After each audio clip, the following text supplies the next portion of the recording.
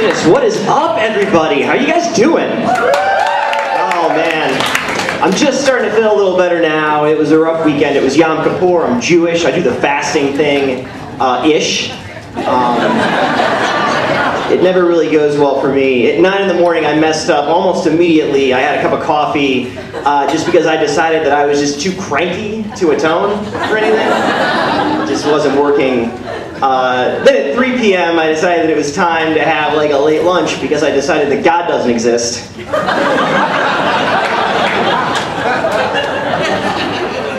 Maybe not that he doesn't exist, but just that he's less real to me than a piece of buffalo chicken pizza. That's the calculus that happened in my mind when I was supposed to be apologizing for shit. Oh, goodness. I moved up to New York for, it was a couple years ago. I came from a pretty small town in North Carolina where instead of being a Jew, I was just like the Jew. You know, it's pretty much the only one.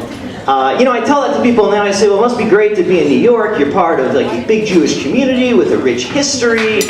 And no, it's great, but you see, what those people don't understand is I don't give a shit about being part of a big Jewish community. I just want to be the best Jew in whatever town I'm in at the time. I don't need this kind of competition. Scoreboard, motherfuckers. I mean, number one.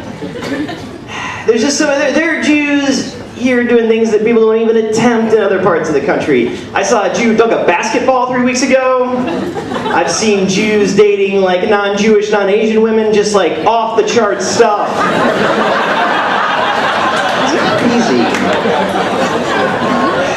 Let me tell you, in Greensboro, North Carolina, if I just wear a yarmulke and I just think about bagels, I'm number one.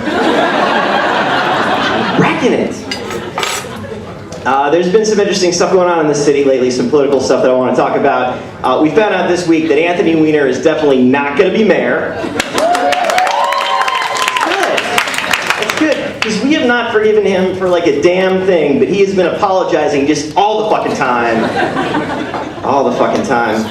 I think what's interesting about that, though, is, we forgive people for much worse shit constantly, like right away. They get a free pass.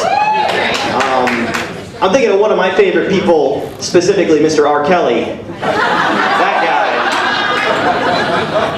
guy. Because he had that little indiscretion in 2002. We just refer to it now as just PP-gate. I don't want to bring up, get into too much detail. But, he didn't apologize for that. He went back into the studio and he made some dope beats. That's how you get our forgiveness. Remix to Ignition came out 9 months later, fucking free pass, we loved it! We loved him again. And the crazy part is Remix to Ignition is not an apologetic song at all. It's more of just an explanation of how he did it. I was popping bottles, there was a party, there was an after party. I assume they check IDs in the hotel lobby, that's a given. Then I have somebody, guys. That's the whole thing.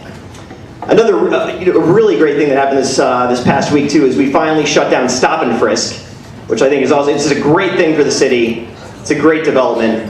Oh boo! You guys like Stop and Frisk? Here's my problem with Stop and Frisk. We'll talk about it. On the face of the law, it's totally fine. It just says cops can stop people that seem suspicious and see what's in their pockets. The problem is New York cops are incredibly racist. They're incredibly racist, and they just don't think white people are suspicious ever. Like the whole time. No matter what they're doing. It does not matter. And what's really messed up about it is it's gone through the court system a couple times. It's gone through the court system a couple times, and the first 2 times they were just like, maybe you guys can do like a TSA thing with this, where like every 1 out of 10 you just grab. And they were just like, no, we can't do it! And then finally, the 3rd time they took it away. That's the 3-strike rule, guys. The 3-strike rule was appropriate when I was a kid on car trips and I was on my sister's side of the back seat. That's when the penalty for something is that a transformer goes out the window. That's when you can use the 3-strike rule for things. Maybe more scrutiny for civil rights violations in the future. Maybe. I don't know. I don't know what I'm talking about. Oh my goodness. I was out on Friday night. I got to see somebody make one of my favorite fashion statements, which is to wear one of the shirts that has the condom pocket in it. And yeah, it's got a little pocket just so everyone knows that you never leave the house without carrying protection. Or you can do what I do and make the statement, I never leave the house without a morning after pill and 2 Oreo cookies. Guys, I don't want a baby, but I've got low blood sugar. And I get hungry in the club. I'm Jordan Wolf, guys. Thanks.